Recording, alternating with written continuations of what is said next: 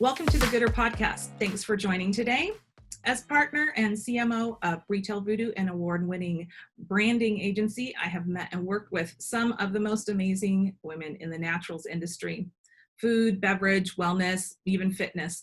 And as such, I've decided to create the Gooder Podcast to interview these great people and subject matter experts and have them share their insights and expertise to help businesses all around the world become gooder.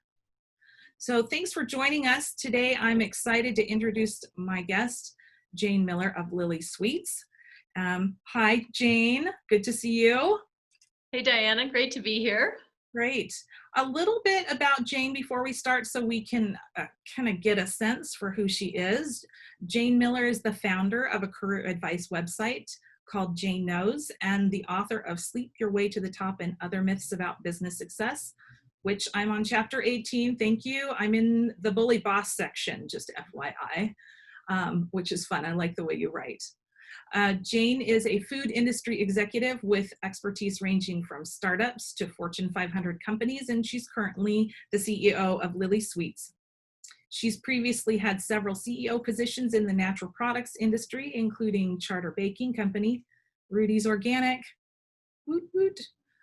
Prior to Charter, Jane had 25 years of experience in large consumer product companies. She was part of an executive team that brought Hostess out of bankruptcy, worked for H.J. Heinz as the chief growth officer, and then the president of the UK and Ireland division. She ran the Western division of Best Foods Baking, now Bimbo's Bakeries. The first 14 years of her career were at PepsiCo, where she rose to be the president and central division of Frito-Lay and learned not to bring a Diet Coke to work. And Jane serves as a board member at the University of Colorado's Leeds Business School, Watson Institute in El Dorado Springs Artisan Water. Did I say that right? Watson Institute and El Dorado Springs Artisan Water, yes. Jane is passionate about mentoring the next generation of leaders. She has a Russian studies degree from Knox College in Galesburg, pivotal to her landing her first job at Frito-Lay, by the way, and an MBA from Southern Methodist University in Dallas, Texas. She lives in Boulder with her dog Bella and 3 horses, Gracie, Prince, and Lucky. Welcome. Thank you for being here today. I am so excited. I can't wait. And thanks so much for reading my book. So you know a couple of little stories from my career, and you can keep me a little bit honest. No, I won't do that.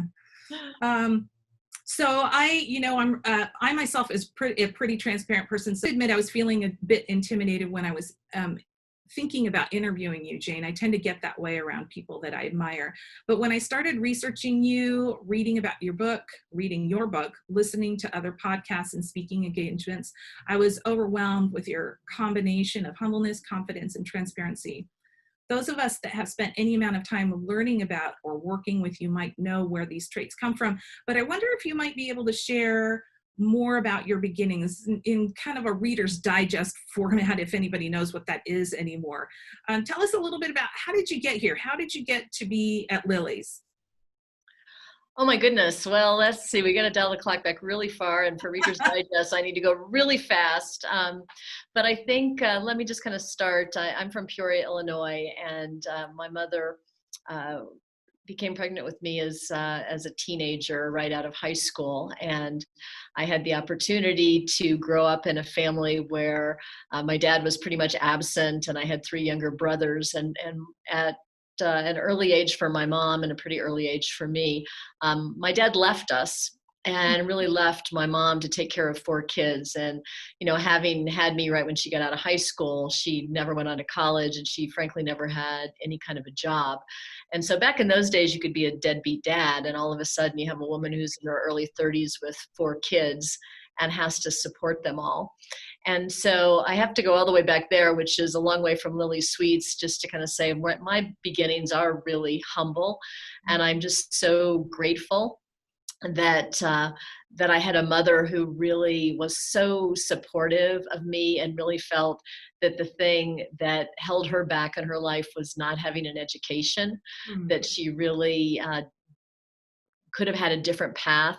Of course, I probably wouldn't have been born, nor my 3 brothers, but I think, you know, she just had a really great respect for for education and also for hard work. I mean, imagine here you have someone who's never worked in their early 30s, and they have to support 5 people Mhm. and have every low paying job that you can possibly imagine. So she was a school bus driver, and she worked in a nursing home, and she was a gal that answered the 911 calls overnight, and always had like 3 jobs at any one time. So I think for me, at a very early age, being around somebody who was such a hard worker and really felt that she could have done something very different with her circumstance, and was so supportive of me in my journey. I think it kind of put me on the path to really study and get a good education, which then, led me to end up getting an MBA and starting a business career in Dallas.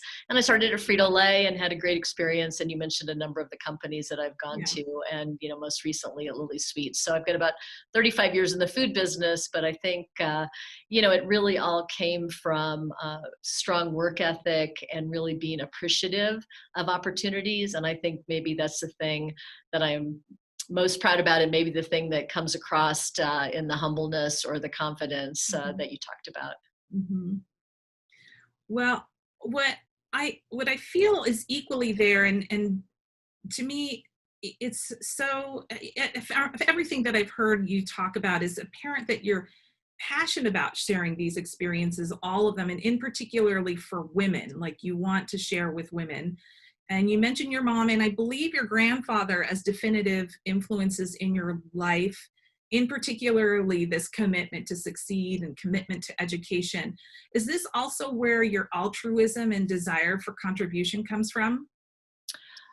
Gosh, I think that's actually something that's probably come a little bit later in life to some Okay. degree, I would say. I think, when I started my career, probably like many of your listeners and maybe even yourself, Diana, you're so focused on your career and you're so focused on you that you just don't, and sometimes actually look around and sort of see what else is happening. And I think for me, a lot of the giving back has come from, as I've become a more senior executive, that I've seen that young people, and especially young women, make the same mistakes that I made.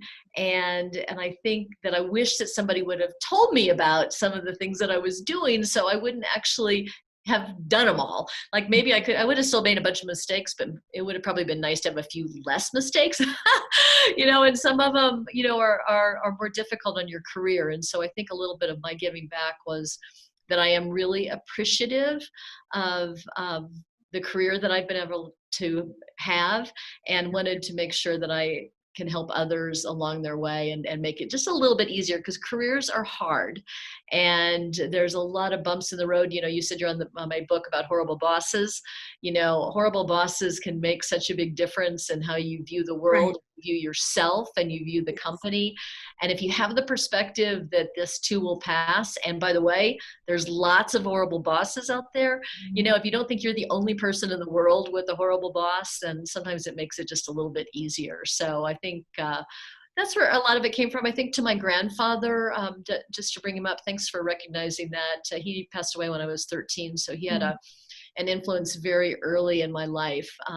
He was just he was a self-made man. He ended up being a vice president at Bradley University in Peoria, but he was really kind of self-taught, and he had such an appreciation of reading and of education, again, and was just very, very supportive early on. I mean, my favorite story about him is when I was really young, I would go to his house, and instead of reading like Green Eggs and Ham, we would, talk about Woodrow Wilson's, Oh, life history and what, okay. his leadership in World War One. It was like, so I didn't really know Dr. Seuss, but I knew a lot about Woodrow Wilson. And I think Okay. I just really appreciate that sort of early on, that intellectual curiosity and helping, Mm. a young girl sort of want to learn more and sort of look outside her world a little bit. Yeah, and maybe from a different angle too, like one of the things that I walked away with, and I'm in my late 40s, and it was kind of refreshing and helpful for me to go, oh, even Jane did that. For me, it was like, I'm not alone. I'm not alone in making some of these choices, or I'm not alone in being in some of these situations. I'm not the only one that has had a bad boss or made a bad professional career choice or whatever. It's just kind of nice to have that. Although I would say that would I have taken the advice had I read the book at 20? No, I probably thought it was interesting and I'm not going to do that. But at least at some point I would have said after a couple of things, I just, oh yeah, maybe I should go back and read that again and get some more learnings out of it. So I like that. That it's not just 20 or 30, like there's learnings in there that you can take throughout your career. And I love it. Well, and I think what's interesting, what you said, Diana, is really what was my experience is that every time I read a book from someone who I deemed as someone I admired or successful, they seemed like they were perfect. Like, and, and again, they would you kind of like hear their path, and all of us have revisionist history. Sure, of course. And I think some people, their revisionist history is very much all the positive. And my revisionist history was, oh my gosh, I think I'm remembering all the negative or the stuff that I really, really kind of learned from. So I think that was part of what my goal in the book was to sort of say, we're all going through this and it's not unique. And I think you're really right though, about when you're ready to learn. I mean, I really wrote the book and my website's really targeted at people starting their careers. Yeah. But what I've actually found is it really resonates more with women like yourself who've had some career experience and you can identify with it because you've been there and you're like, oh my gosh, I'm not alone, as opposed to someone who's 22 reading it going, this is never going to happen to me. And then it happens. They're like, oh my God. Yeah. Essential reading for many, many, many of us. So, your website is the same as well, but there are more bite-sized bits of information than like the book where you kind of get into the meaty Jane, so to speak, and you can get more of that feedback. So I like that you can have the bite-sized feedback, but then if you want more, you can go a little bit deeper. So the topic that I wanted to talk about today, that I don't know if excited is the right word that I want to use, but it's the real reason why I wanted to talk to you today. And it's a little bit of a sensitive and a tricky subject depending on who you are, what your past has looked like professionally.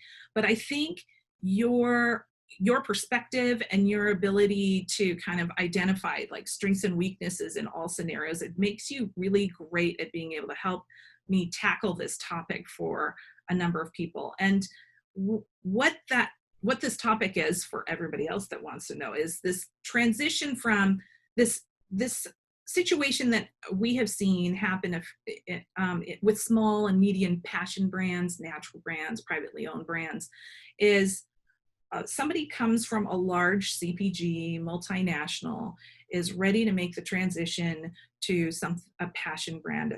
Sometimes it's a professional change. Oftentimes there's a burnout. I'm tired of working in a big cog. I want to be wearing multiple hats. I want to be working with people that I'm really passionate about. And then on the flip side, we've got these founder owners that are looking for this expertise to bring it in-house and help them fix or catapult their brand to the next level. And something happens and it's not a good fit. And then now we've got two parties that have kind of separated. And oftentimes with the smaller companies, when it's a bad fit, the collateral damage is a little bit bigger, feels bigger because the system can't absorb the shock financially. Sometimes relationships that are strategic relationships are impacted. And then as a founder owner, you start to second guess yourself. You've made a big gamble. You thought it was going to be a good fit and you start to question yourself. And that's kind of the topic that I want to talk about. And we're going to like couch it from a couple of different ways. And I hope that you've had enough time to kind of stew it over, Jane. But the first question is going to come from this direction. We're going to say something has gone wrong. It feels like a Zamboni crash. People sometimes from the outside can see it happening.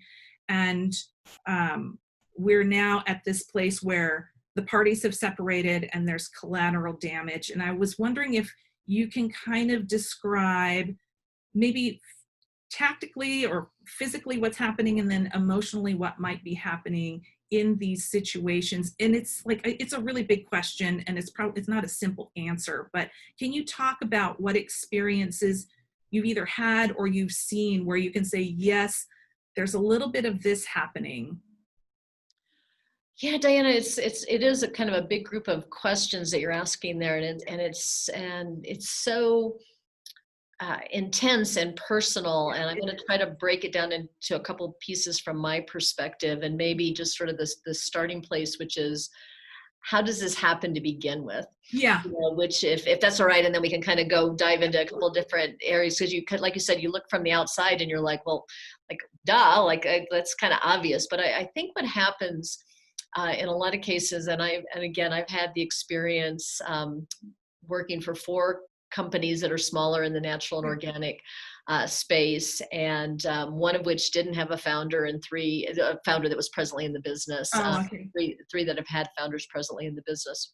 And so I've had quite a bit of experience here. And I would actually say, let me say, first of all, and this goes to kind of my theme of my book and how I talk about my career, is I have made a ton of mistakes working with founders. So this is not necessarily, I'm not saying this from a place of I'm judgmental or I'm viewing somebody else. I can actually say that even with all the experience that I have had, it's just really, really hard. It's like in any relationship, Yeah. sort of trying to get it right. And so let me just sort of say that at the outset, that anybody who's listening to this and is just like, I'm either an operator like Jane, or I'm a founder like Cynthia Yeah. Tice, who's the amazing founder of Lily's, that whichever spot that you're coming from, this is just, it's hard. Yeah. It's just really, really hard, because you have a situation, where you've got a founder who has like created something amazing, and they have spent a lot of times, their life, Yeah. their money, their friends' money, their parents' money, all of that. And their whole persona, is wrapped up in the brand. And then you have somebody like myself, who's kind of a professional CEO, I guess, Yeah. who has had all kinds of different experiences, and who comes and goes from brands and jumps in and either fixes them or takes them to the next level. And it's a whole different mentality than someone who has raised this baby up to a point where like the new person comes in to raise the baby. So you sort of like where it starts is that you've got 2 people with 2 very different perspectives. So why do we come together? At some point, whether it's the founder or the board or investors or whatever, sort of say, oh my gosh, founder, you've done such an amazing job, but to scale it, you need somebody that's got operational experience, and somebody that can build a team around them, because a lot of times entrepreneurs are so amazing with ideas, but don't necessarily have all the skills to attract the kind of talent that they need to take it to the next level. So you kind of have like these 2 very different personalities that like have the Zamboni crash that you're talking about. Like you kind of get together and you want to say, all right, so how do you take the best of both worlds of this entrepreneur who's got an amazing idea and has put everything into it, and this operator who's got so much experience and knows how to build a team? So on the surface, you go, well, that sounds amazing, right? You'll like match those 2 people together and it's going to be something great.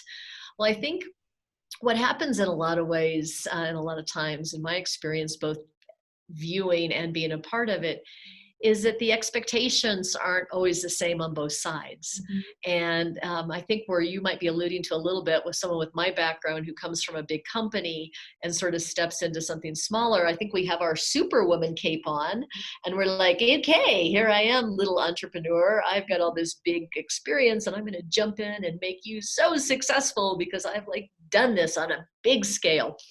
Well, what's interesting, and I saw this when I first went from my hostess experience to going to Rudy's Organic Bakery. Again, there wasn't a founder involved, but it was still a company that was a lot smaller, and I definitely had my superhuman person cape on.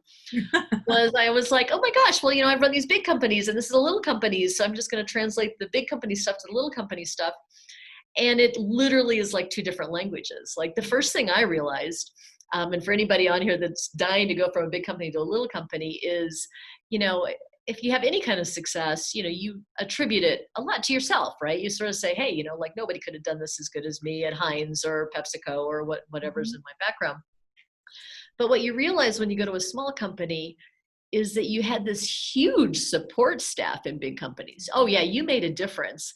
You ran a division, or you exceeded all your expectations, but you don't even know how much infrastructure that you had that helped you do that.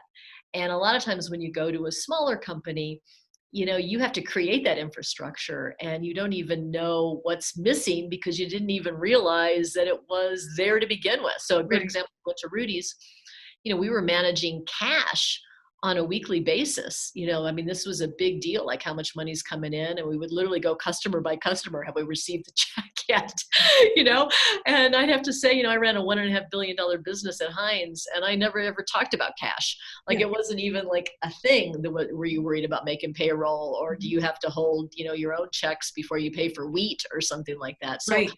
so I think that there is this sort of sense that you've got all these unbelievable skills that are complementary to the founder, but not necessarily, because it really is a pretty big jump from going from big to small, and it doesn't all always sort of equate. So I think that's maybe sort of the first gap. I think the second gap, and I think this is a pretty typical mistake, and I would say one that I know that I've made, is when you show up with your Superman cape, that you're not valuing the founder as much as you should, that there really is something that's been so great that that person has created.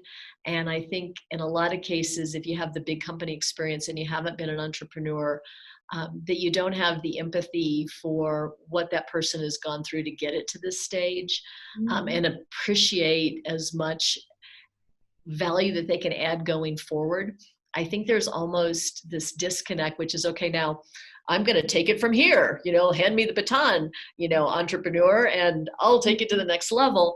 Well, the fact is that the entrepreneur who got it to that place should really be integrally involved in the thinking and the process, taking it to the next level. And I think that's hard to do for a lot of us, because we have, egos, and we think we're there for a reason, and that the entrepreneur can get it to one point, and we have a whole different set of skills that the company needs now. The reality is, in my experience, the company needs both sets of skills. Yeah. It's trying to figure out how you mesh them together. So that was a really long answer to your question, but it was a very complicated question. Yeah. It is, and I understand it, because it's complicated, because we've got two things going on. We've got the technical and the tactical, and then we've got the emotional component, and they don't always connect well. In fact, that's usually where the tension is. Is that correct? Yeah, I think you're dead on, because I think intellectually nobody is arguing with what needs to be done, but there's a heart piece of it, an emotional piece of it, that honestly, I think someone who has my background doesn't, and again, I can't speak for everyone, I can just speak for myself, doesn't always understand the heart piece of it as much, because we're much more focused on that tactical, technical thing that you're talking about, as opposed to the real heart of the brand. And I think that's the thing I love about entrepreneurs so much, is that they create something generally from their heart. And that comes from a very different place than someone who's spent their whole career trying to run a division of a big company. Yeah. Okay, great. Do you, in these scenarios when things are not going well, are there certain flags or sequences?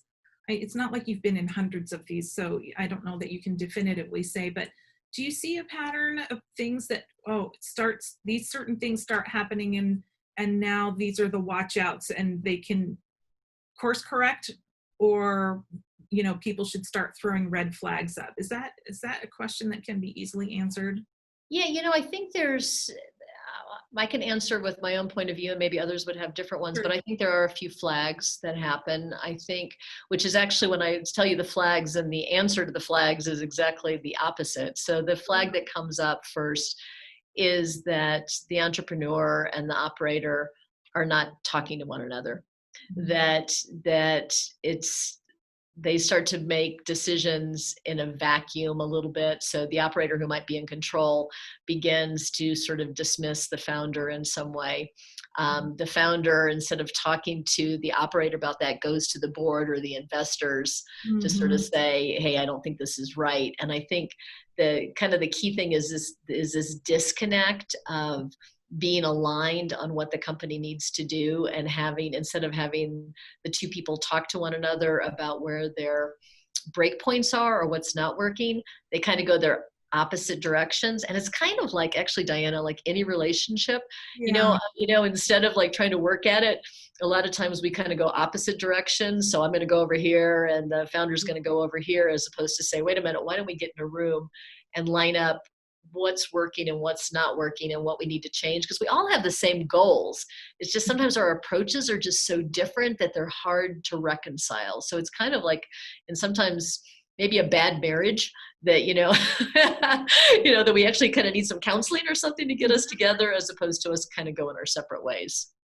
So almost like they're trying to work around each other to still meet the goals, but it's almost like you're rowing the boat in two different directions. Yeah, exactly. Again, I think it kind of comes to, and again, a lot of times what I've seen is the operator and the founder both have very strong personalities and really strong points of view. Yeah. And again, I think they tried to come together on that, as opposed to operating independently. And as you said, kind of rowing separately, I think we'd actually see a lot more success. Do you think it's those scenarios, if they can be identified, are salvageable, or is it just once you start to see that it's kind of like time to start planning? Yeah, I mean, I think I think what I would suggest is that even before, so yes, it's definitely salvageable. I think from a tactic standpoint is before a CEO and a founder get matched up, sort of officially, to really spend some time together talking about values and their approaches and their expectations for what their role is going to be in the organization, versus just kind of diving into it and sort of assuming that it's going to work itself out. I mean, I would actually even say, just that the hard work of developing a relationship before you get started is probably so much worth the time, where you're actually, working on that and then knowing, actually, the other thing I'd say is, like any relationship, it's not going to be perfect, but sort of almost having those ground rules like you would in a personal relationship. Like, okay, if I'm not feeling comfortable about this, I'm going to bring something up to you and I want to talk about it, and let's kind of work through it versus ignoring it. And I think, so I would just say, based on my experience, I would go back in almost every situation and say, how do I get to know the founder better up front? How do we be super transparent about what our personal goals are and what we're trying to get out of this? And then how do you take the time to build trust? And I think, like right now, Cynthia Tice, who is the founder of Lily's, the two of us I think we've become really good personal friends, and I think we work really well together. And we've been working together for about 2.5 years now. And I would say that it's like any relationship, we just keep working on it, because I think initially the two of us had very different opinions about what our roles were going to be. And we just continue to talk about it and bring up things that work and things that don't work. And I just feel so, I guess, blessed to be able to be working with her, because she's very open about what she's feeling. And it's really allowed me to be open. And I think when we both feel that way, we're able to create a relationship. But we still work on it all the time. And I think we actually have a really, really strong relationship.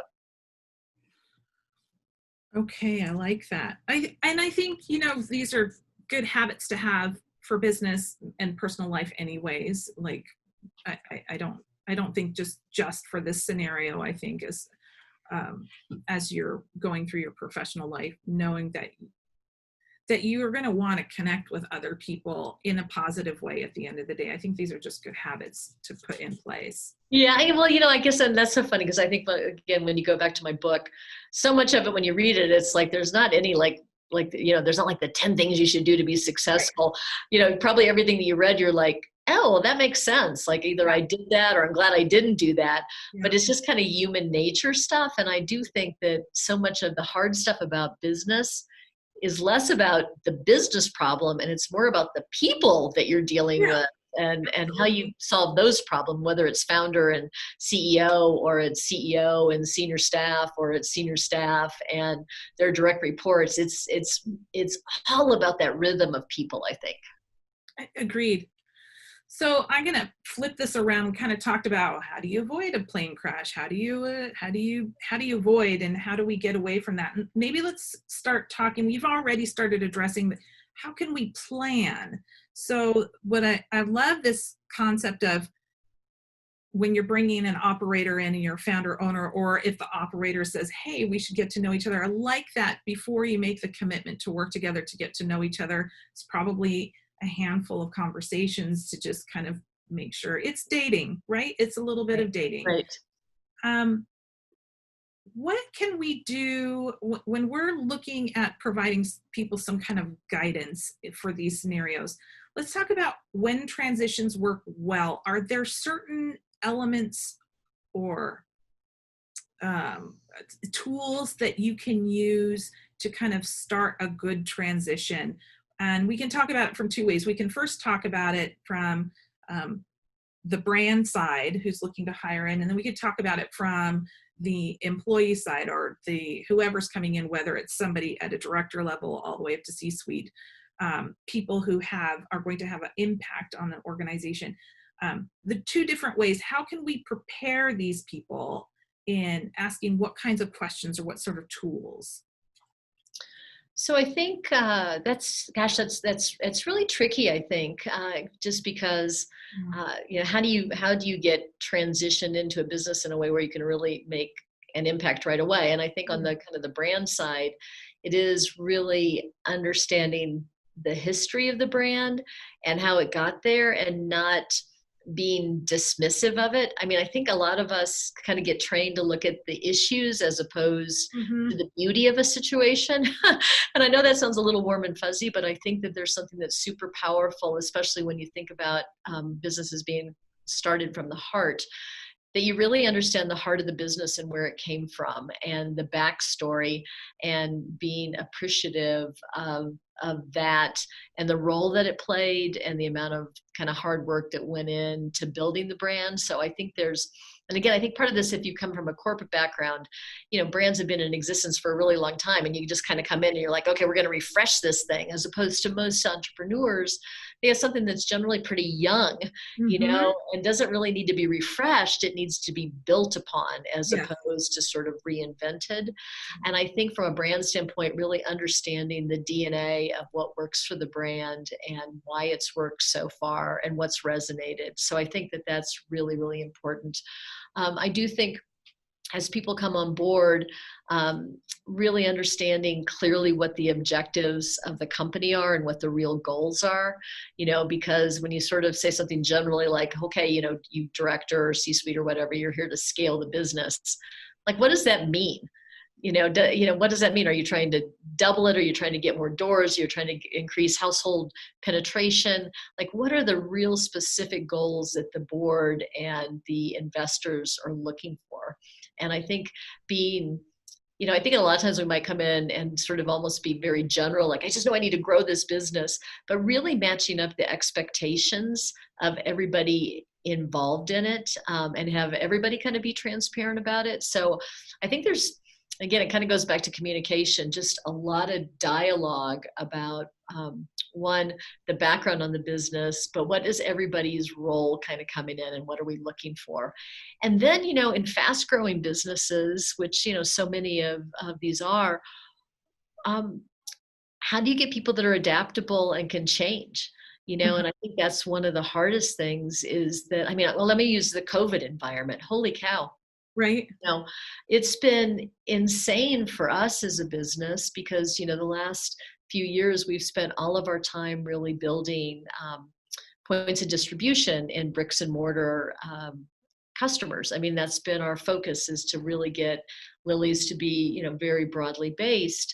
And then overnight, e-commerce becomes a main way for people to be familiar with the brand, and we've had to totally pivot as a company. We're still are growing with our key customers, but we didn't really have a big expertise in e-commerce. We had, a small business there, and it was one we were nurturing. But now we have got to be able to play big time in e-commerce to be successful. Oh, yeah. And so here you've got a company that all of a sudden, and I'm sure this happened to many companies, you have to pivot because the customer and the consumer more specifically has changed so dramatically. So I think this sort of sense when somebody comes into a new company that you realize that unlike like a big company like Heinz has been around for 150 years, that a little company that is so from the heart, that's growing so fast, you need to be able to change. And it isn't you're just, doing the same thing. You need to really be able to pivot as the world pivots around you. Yeah. And I think a little bit on that, if you are a Heinz or a Frito-Lay and you do need to pivot, you've got a whole entire team dedicated to making that happen, where sometimes depending on how small your brand is, right? 300 million could be small, 5 million could be small. You may not have the resources that can make those changes elegantly or eloquently. And so I think that's, finding those people that can be in your organization that'll be like, sure, I'll learn that. Sure, I'll take that on. I think it could be a challenge, or maybe not with the smaller brands. Do you find that there's a different mentality with people that work in the smaller brands versus the bigger brands? Yeah, I mean, I think you're actually hitting onto something that is like so pivotal, which is this idea that you embrace change. That's one of our values as a company, Yeah. because things are changing so fast. And actually, I really believe strongly that nobody likes change. That it is like we all say we like change. We like change if we're in charge of change. Yes. We don't like change when change happens to us. Yes. And so trying to get people that actually are comfortable with change and realizing that their job may change, and that they're still going to be valued and appreciated. It's a really, really difficult thing to tackle, I'd have to say. I'm so proud of the Lily's team, though. I feel that we really have managed to bring the sort of the right balance of people that are sort of functional experts and really good at what they do, and then people that are able to kind of pivot and take on different responsibility as the work requires. Oh, that's great. Congratulations, because I think not everybody has that. That's great to hear. I mean, it's hard, it's really Yeah. hard because, again, if you don't like change, Yeah. and you're in an environment that's constantly changing. But I think you can also develop the skills to adapt to change if you've got kind of the right, structure around you and the right support, where you don't feel like you're going to be left out, to dry or something if something goes the wrong way. I mean, I always say, it's been interesting. I have this saying now that I have at Lily's that I think kind of helped me in my career, but I never had it as a saying until I came to Lily's, which is, we make the best decisions we can with the information we have at the time. Yes. And it kind of gives you permission to not second guess yourself, but just to say, what I know today, I'm making the best decision I can. Now, tomorrow, I might have totally different information, and maybe that decision is obsolete. But yesterday, it was a really good decision. I've had a few of those. I think we all have. I in regards to change, I remember when the .com explosion happened in 2000, and I was working for .com and was in, I think, round 3 of layoffs. And our parting gift was a book called Who Moved My Cheese? Did you ever read that? Yeah. Oh, yeah, of course. Yeah, that's a great book. A quick read, which was interesting. But I remember that was, I think, harder when I was younger because I thought I had more control over circumstances. Now I'm kind of like, oh, yeah. Yeah, that's actually the pivotal book to know about change, is Who Moved My Cheese. Absolutely. If you haven't, if anybody who's listening hasn't got it, it takes about 2 minutes to read, but it is literally the best probably book about change that's ever been written. I've broken down so simply. Right. Let's talk a little bit about what are the indicators that a brand is ready to or should bring on kind of this expertise. And it might not be financial, it might be emotional, it might be it could be a number of different factors. But I think sometimes people bring on the expertise because they want it, but their organization isn't quite ready for it. Are there indicators, and can you talk to them a little bit? So, gosh, I think that's probably the biggest question, which is, when do you hire? Who do you hire? Yeah. What's sort of the sequence of that, right? So if you're an entrepreneur and you're trying to say, should I bring a CEO on, or do I bring a head of sales? Right. Do I bring an R&D resource on, or do I look at sort of, the head of finance? First of all, I would say not to be pressured to bring on full-time people to start with. Mhm. One of the beautiful things about the natural and organic industry today is there are so many amazing resources in terms of partial CFOs, partial sales teams, partial HR people, so that you can really, partial marketing people, you can really sort of look out there in the world and sort of say, I don't have to bring on all of these full-time people as I'm trying to kind of build out my team. And it helps in a couple different ways. One is, sometimes we're just growing so fast. So today you think you need one resource that, Mhm. and maybe that you don't. Two, a lot of times to bring somebody on full time is really expensive. And I think one of the big things that I learned, coming from the big organizations, and this is going to seem so obvious, but you just have to be scrappier. You have to be so sensitive about any decision that you make Mhm. on money. And I would just say that, I thought I adapted pretty well going from big company to small, but I think that it took me a while to really be much more thoughtful about every dollar as if it was my own dollar. And I think entrepreneurs are so good at that. And I think those of us that are coming from the corporate world, we say, that we get it, but until you've actually spent your own life savings on a business, you don't totally get it. So I would just say, as you sort of think about the organization, what I always like to think about is, one, can you hire somebody as a partial versus full? Great. Two, really be super critical about what your skill set is and what you need it being complemented. So what I see with a lot of entrepreneurs is they're really good at sales or marketing, and they're not always so good at operations or finance. And again, Mhm. that's a gross generalization, but let's just use that as an example. So Sure. if my skill set is I came up with a great idea, I'm amazing with customers, and I've got all kinds of great marketing ideas because I'm like a self-promoting, wonderful, fabulous founder, but I really don't know how you get this stuff made and you can make any money on it. Like making sure that you're really being honest about that, and really making sure that you've got that you're kind of complementing your skills. And along those lines, I think something that is really overlooked, and I didn't realize it, both from my career, not just as a CEO of a smaller company, but just as a person growing up in a career, is just surrounding yourself with people that can give you good advice. I mean, I don't know, Diana, if this was ever your experience, but I had a big part of my career where I felt like I couldn't ask any questions, like I Mhm. needed to have the answers. Mhm. And so much about this stuff is, if you haven't been through it, you're just not going to know it. It's just, some of it's just not intuitive. And I think tapping into people that have come before you and have dealt with problems that you're going to be faced with, and not feeling like you have to have all the answers. And it doesn't mean you have to have an advisory board of like 1,000 people, Right. but having a number of people that you can reach out to and ask them a question. A good friend of mine has this concept of being a 5-minute mentor. And it's such a great idea, which is because people get kind of scared about being an advisor or mentor, like, oh my gosh, this is going to be a super heavy lift.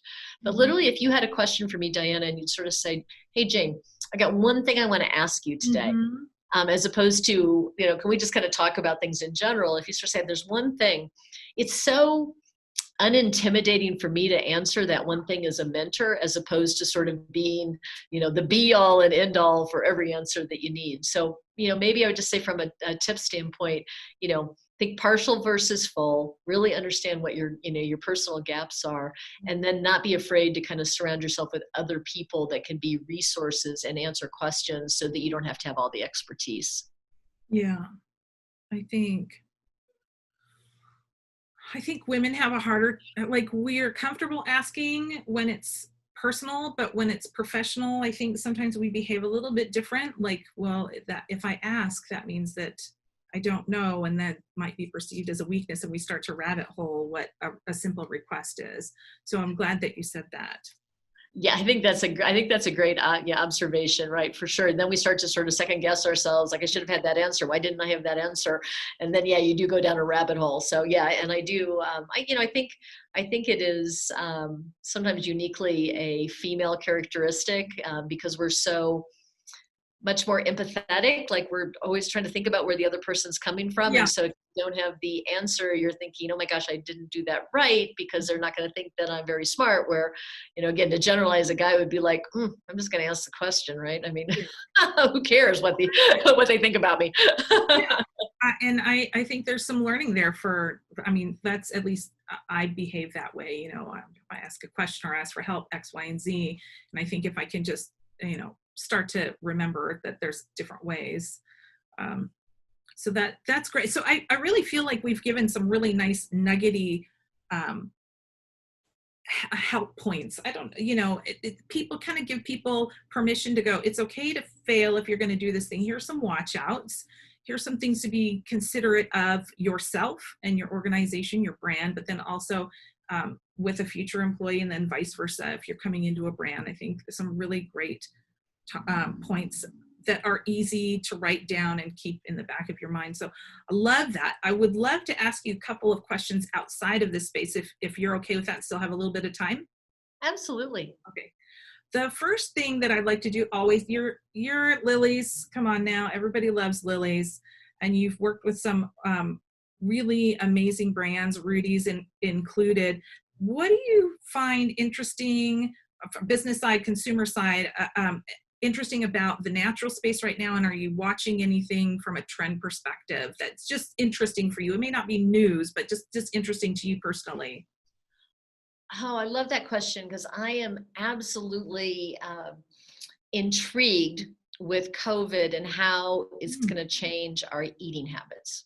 Oh, So okay. we're like really trying to understand a lot of what's happening. And so many people are saying, hey, coming out of this, I'm going to be eating healthier. I'm going to be more conscious. And yet you see all of the big brands that haven't grown in such a long time are growing like crazy. And, I'm specifically in the sugar space. So, Yeah. Oreos and candy bars and like all these brands that pretty much had pretty slow growth, people are really going crazy with, what we would maybe call comfort food, or food that we grew up with. And so the thing I'm really intrigued about is how a pandemic like this is going to change our eating habits, or if it will at all. I mean, right now it's changing our shopping habits, like in Yeah. big ways, and in some ways changing how we're eating too, and sort of how we're thinking about the food that we're buying. But to me, that's going to be the most interesting thing coming out of this is, do we feel, having been exposed to a virus, that we want to be more healthy, that we're more concerned about the things that we put into our bodies? Or are we going to be like, oh my God, the world's coming to an end, so I'm going to eat whatever the heck I want to eat? So I think I'm really, really intrigued with that right now.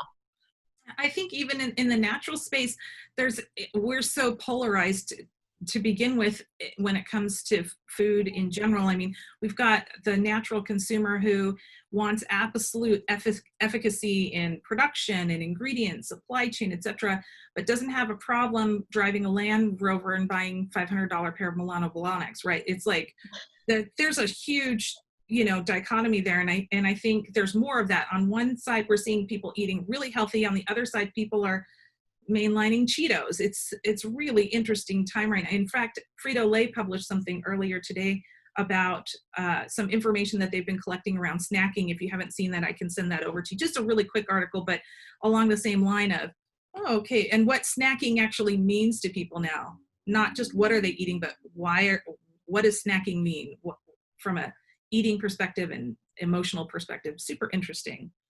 No, I would love to see that. I think that's great. The other thing that I'm really intrigued with that's related to this is just how natural and organic becomes even more mainstream. Uh-huh. That, to your point about the Land Rover and the Manilows, like, how do we make these kind of products accessible? I just, growing up in Peoria, Illinois, on food stamps, we no more would have bought organic products, or, I mean, again, back then it was, a long time ago, but you just wouldn't have bought things at a premium Right. because we had such limited resources. And I just think, to me, this is still one of the most intriguing things about our industry, is that we're creating amazing products that are so good, but are we still limited to the number of people that can actually Mhm. afford some of the products? And I think that, Yeah. if we can like break that paradigm, Mhm. I think it changes the whole scope of what natural and organic look like in the face of the food industry. Oh, good. Well, I have a guest on next week who's going to talk about innovation and making how people in R&D can help C-suite kind of bridge the gap between making the margin that they want and delivering product to people at a more affordable price point, like starting to bridge that gap. So that'll be a fun topic for you to hear about. I Oh, hope. that sounds great. I can't wait. Um, Tell us an interesting fact maybe about chocolate, that maybe a chocolate or making chocolate that maybe people don't know about, that would be fun, like water cooler share over a beverage factoid. Ooh, wow. Gosh, my fun fact about chocolate. Well, it could be about anything in your past. It could be even about Twinkies and Oh my gosh, well, let me think about chocolate a little bit. I think again, I'm in the low sugar chocolate arena. So sure. I think kind of a fun fact for me is that, if you eat like a whole candy bar, you have like a regular chocolate bar, you are like eating all of the sugar that you should eat for one day.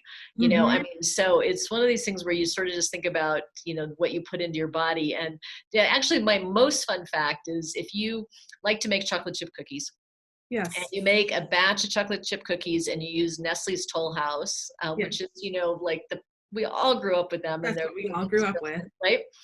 And you make exactly the same recipe, and you only take the Nestle's Toll House out. So you still use cane sugar, you still use brown sugar, every other ingredient that's in there, and you only change out for Lily's. You're going to save over 100 grams of sugar in that batch of cookies. Oh my gosh. So, so, Graham. so that is like a really fun fact to think about. That again, if you're thinking about how you start to like maybe even incrementally change some of your Yeah. diet stuff, you Yeah. don't have to give up on sugar.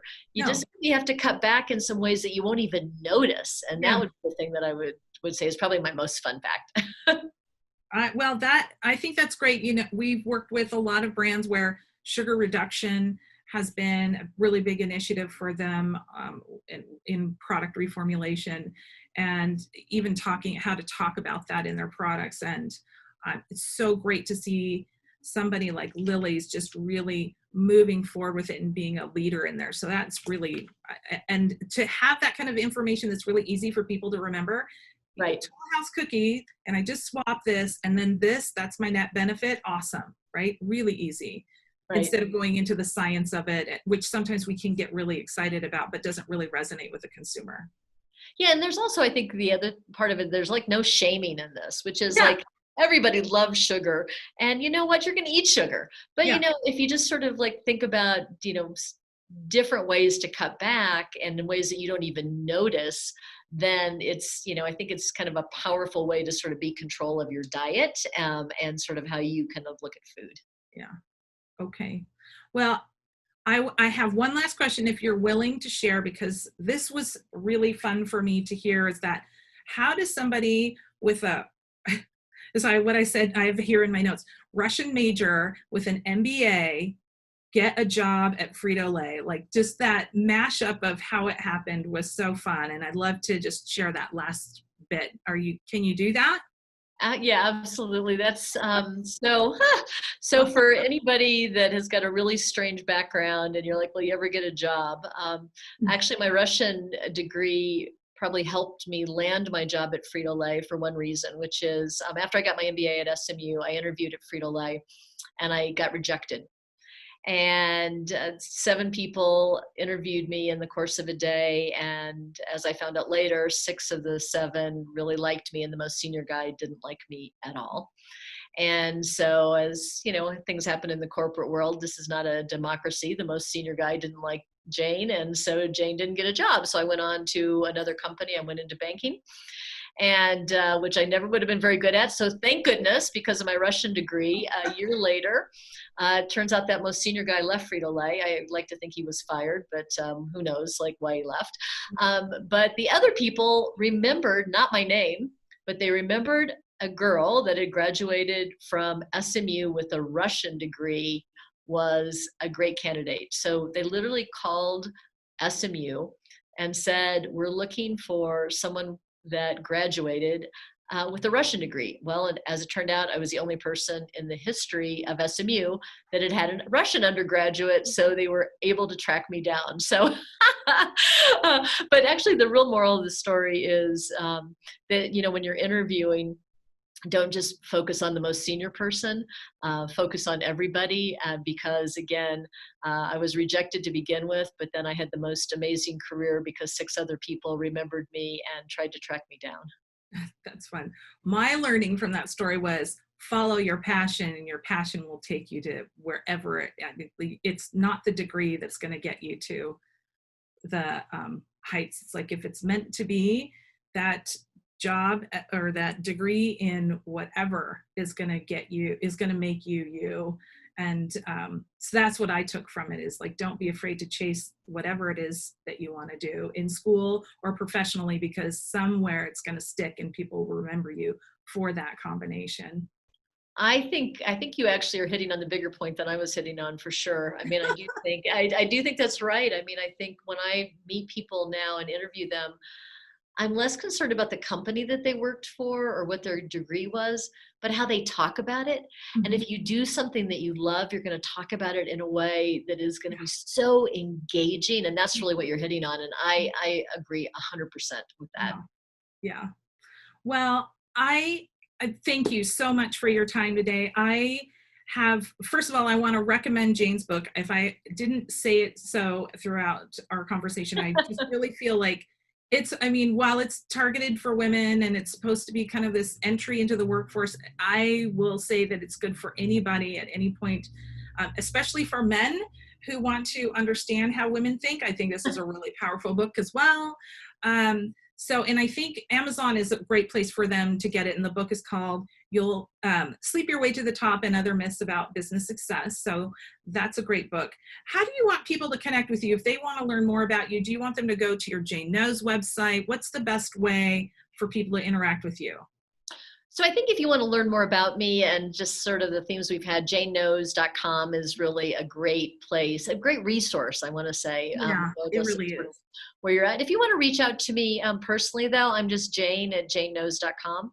And so, and I'm super accessible. I'm running a company, so I'm a little busy, but I'm generally pretty good at getting back at emails and being able to respond. And again, if you think about sort of the one question that you might have, that's really great, because I can be super accessible to answer one question. So yeah, that'd be the best way to get in touch with me, Diana. Okay.